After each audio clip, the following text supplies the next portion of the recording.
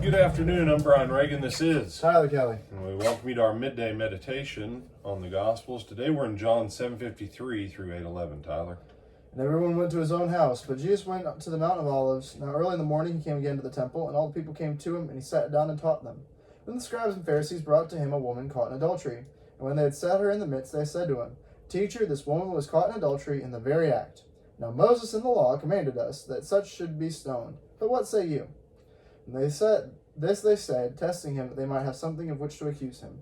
But Jesus stooped down and wrote on the ground with his finger, as though he did not hear.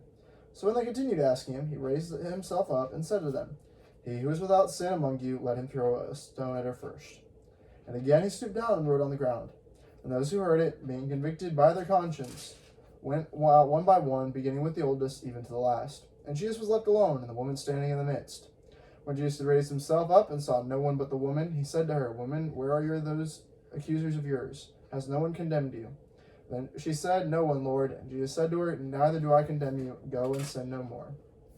All right, so this passage gets abused a lot of different ways.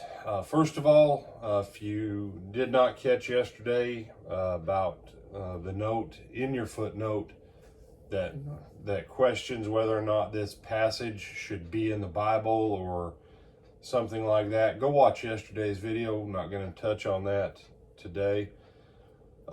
Few things. First of all, Tyler, if they caught the woman in the act of adultery, what person are they missing? The guy who was also with her. Was adulterating with her, yeah. Okay, so that's problem number one. Problem number one, they've taken the woman in the act of adultery, but they left the man. So that's problem number one. Problem number two, contrary to people's wrong understanding, did Jesus have the authority to judge as a judge in Israel in cases like this? Did he have the authority? As the Son of God? No. It has nothing to do with him as the Son of God. As a person? No. Okay, this is the problem. Okay, and frankly, a lot of you have been taught wrong in church on a lot of stuff. I don't doubt that most of the people who tried to teach you had good intention, but they passed on wrong tradition. Remember when the one brother came about his inheritance? He said, Jesus, Master, tell my brother to divide the inheritance. And Jesus said, who made me a judge and an arbiter over you? Jesus isn't qualified as a judge. As a teacher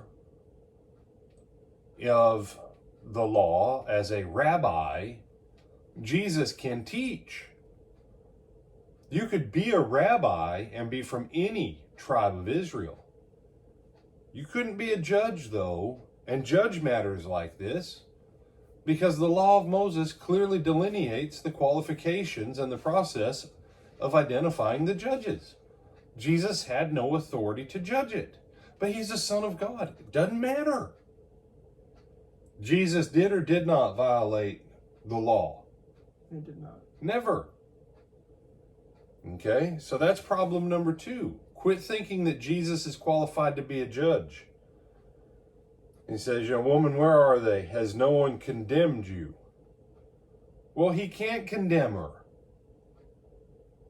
He can't condemn her. It's not that he's like, I forgive you. He doesn't say he forgives her of her sin. He says, I don't condemn you. Because why? He can't condemn her. He can't. There's not a man there. All those who caught her in the act have left, so there's not the testimony of 2 or 3 witnesses. The ones who say they caught her in adultery, according to the law of Moses, would have to be the first ones to pick up stones to stone her. All that Jesus has is hearsay. So legally, he can't do it.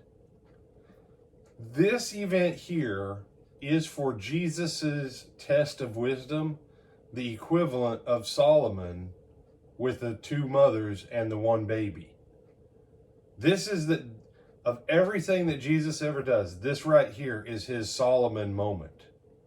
This is where he shows he has wisdom equal and greater than everyone else before him. He doesn't get trapped in their phony case. He doesn't get trapped to being a judge. You say, what was he writing about? What did Jesus say about every word he said? Where did he say it came from? From his Father. From his Father. What if Jesus bends down because they brought this thing to him and he's just writing in the dirt while he waits for his Father to talk to him? Because John says what? He stooped down to write as though he did not hear them. That's right. He wasn't hearing them. He was hearing the Father. The Father was telling him what to say. And Jesus said it. Then he stoops down and writes again. Waits for the Father to tell him what to say next. Woman, where are your accusers? They've gone. So that no one's condemned you. No one, sir. Well, then neither do I. Now listen to what he does say. Go and sin no more. Was the woman caught in the act of adultery? Yeah. She was an adulteress. There was an adulterer with her.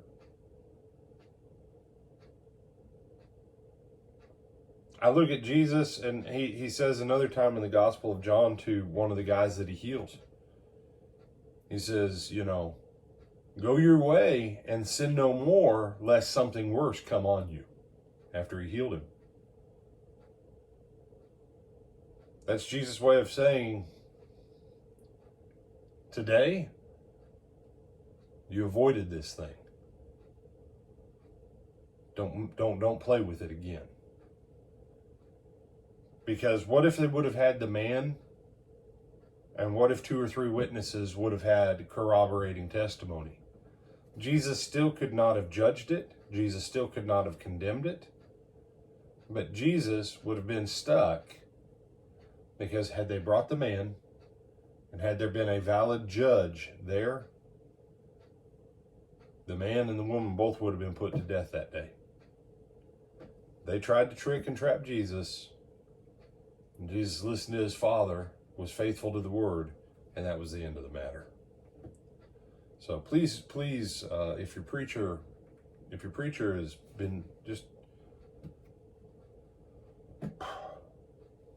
so much wrong teaching comes out of this passage.